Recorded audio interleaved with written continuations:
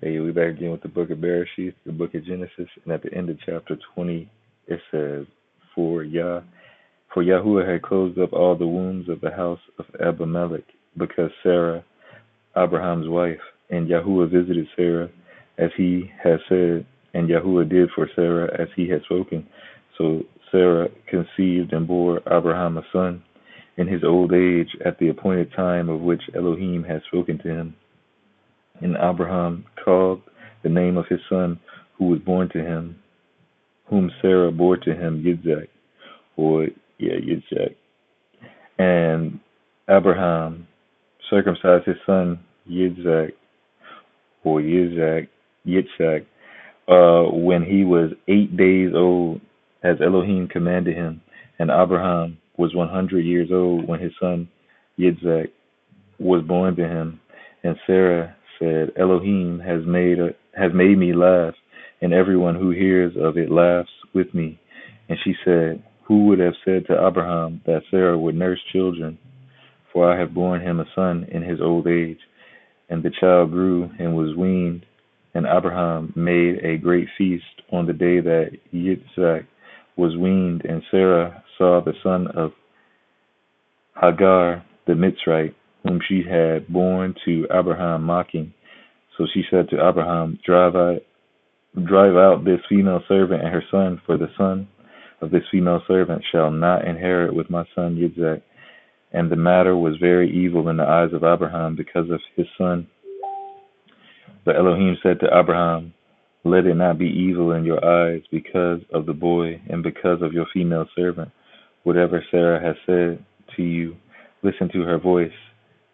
For in Yitzhak your seed is called, and of the son of the female servant I also make a nation, because he is your seed.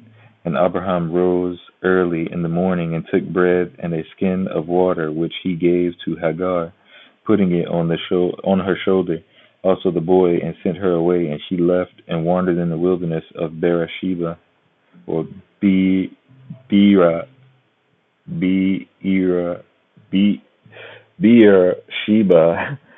and the water in the skin was used up, and she placed the boy under one of the shrubs, and she went and sat down about a bowshot away, for she said, Let me not see the death of the boy.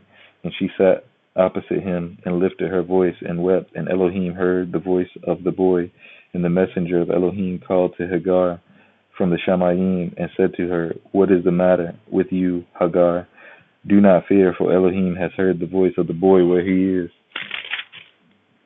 Arise, lift up the boy, and hold him with your hand, for I make a great nation of him. And Elohim opened her eyes, and she saw a well of water, and she went and filled the skin with water, and gave the boy a drink. And Elohim was with the boy, and he grew and dwelt in the wilderness, and became an archer. And he dwelt in the wilderness of Paran, and his mother took a wife for him from the land of Mitzrayim. And it came to be at that time that Abimelech and Pichol, the commander of his army, spoke to Abraham, saying, Elohim is with you in all that you do. And now swear to me by Elohim not to be untrue to me, to my offspring, or to my descendants. Do to me according to the kindness that I have done to you, and to the land in which you have dwelt. And Abraham said, I swear. And Abraham reproved Abimelech because of a well of water which Abimelech's servants had seized. And Abimelech said, I do not know who has done this deed, neither did you inform me, nor did I hear until today. So Abraham took sheep and cattle and gave them to Abimelech, and the two of them made a covenant. And Abraham put 7 ewe lambs of the flock by themselves. And Abimelech asked Abraham, What are these 7 ewe lambs which you have put by themselves? And he said, Take these 7 ewe lambs from my hand to be my witness that I have dug this well. So he called the place Beersheba, because the two of them swore an oath there. Thus they made a covenant at Beersheba.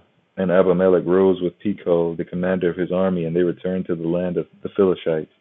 And he planted a terebinth tree in Beersheba, and they called on the name of Yahuah, the everlasting El.